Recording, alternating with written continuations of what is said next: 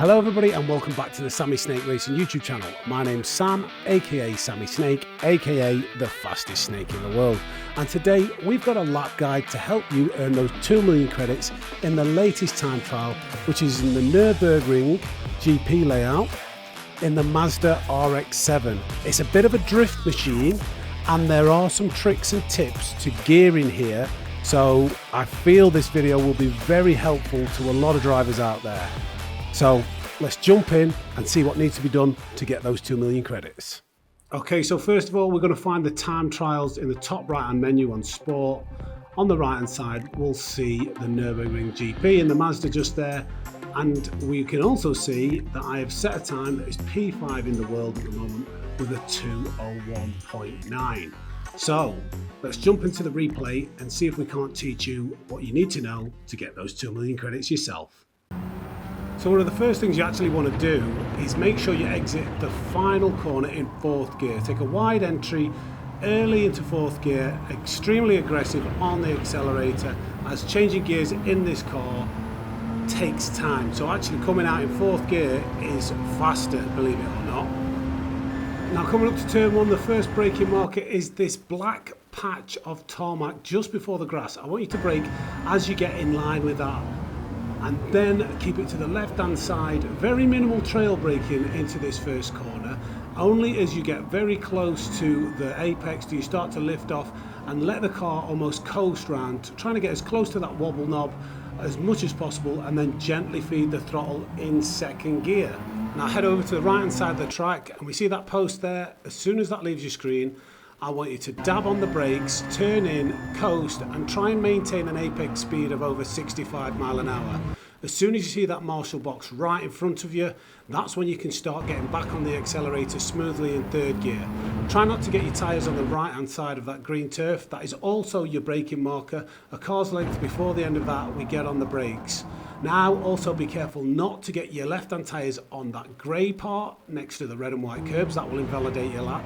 And then accelerate in 2nd gear, keeping over to the left hand side, lift and then change into 3rd and accelerate hard out. But be very careful not to get any of your tyres on that green turf there. That will invalidate your lap and can be very frustrating. Now back over to the right hand side, and as soon as you see this slip road on the right hand side, if you're level with that cone or the end of that slip road, hard on the brakes, trail brake in into an apex speed of just under 85 miles an hour, smoothly apply the throttle, and then as soon as you get it into the middle of the road, hard on the brakes again, trail brake in 2nd gear, but early change into 3rd, and then aggressive on the accelerator on the way out. Now keep over to the left hand side and early change into 4th gear. Now as soon as you see this grey curb, when you're level with that, that's your next braking marker. Hard on the brakes and aim for the apex of this first corner. We're trying to veer off, so I want you to go deep, trail brake in. As soon as it gets under 50 miles an hour, change into 3rd and accelerate aggressively out of the corner once again. Now this chicane is all about carrying momentum but being careful of the weight transfer. So mount the curb to widen the entry, but as you come off it, lift off the throttle slightly and then balance the speed so you can get it turned in. You can see the car trying to rock, but if you balance that throttle in 4th gear, you can carry a lot of momentum and gain a couple of tenths alone in that corner. Now back over to the right hand side, and the next braking marker is this grey section of tarmac.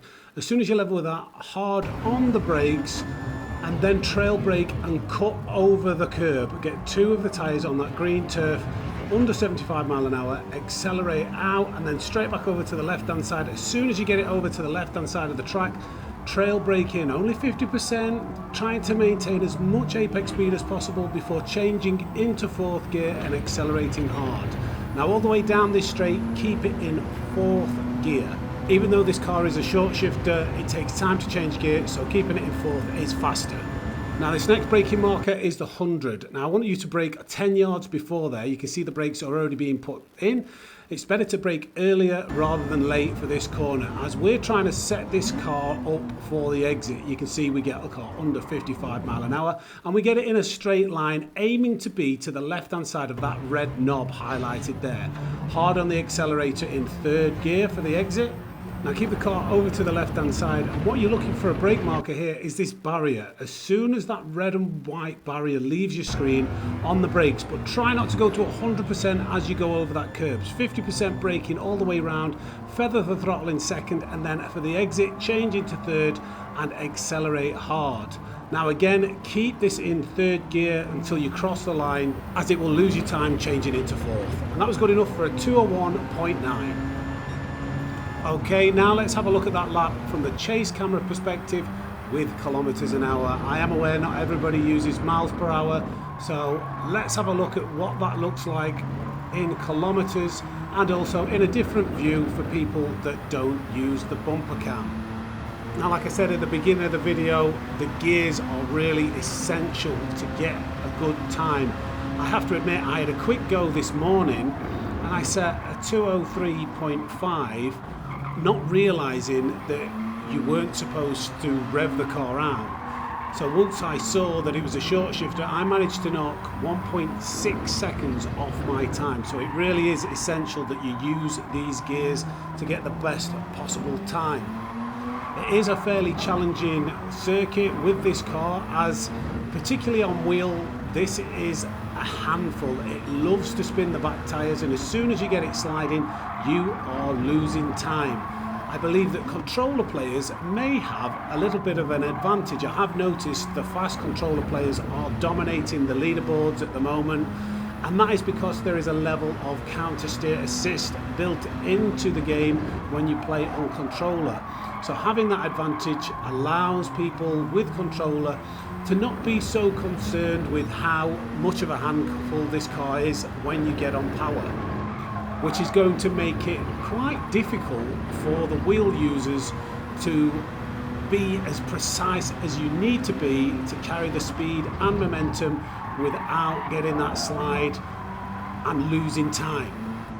So for the difficulty of this time trial to get gold, I'm going to rank it as hard actually for wheel users, but medium for controller. I did enjoy this combination. It is something different. It's not just a GR3 or a GR4 car, but it is particularly frustrating to get a consistent lap in, especially with this last chicane. It is so hard to come through that at a reasonable speed and not invalidate your lap. I'd love to hear in the comments if everybody realised that this was a short shifter, or was it just me? And if so, how much time did you knock off once you realised what you needed to do with the gears? If you're here to the end of the video, thank you so much for watching. Before you go, if you don't mind, smash that like button and subscribe to the channel. We're on our way to 10,000 subscribers, and the more subscribers I get, the better content I can provide for you guys. We live stream every Monday and every Sunday, and we do at least one video a week to help you get faster at the game, do a lap guide, or just something purely entertaining. So if you're not subscribed, you're missing out. But today's video is over and out from the Snake. Take care, and thanks for watching.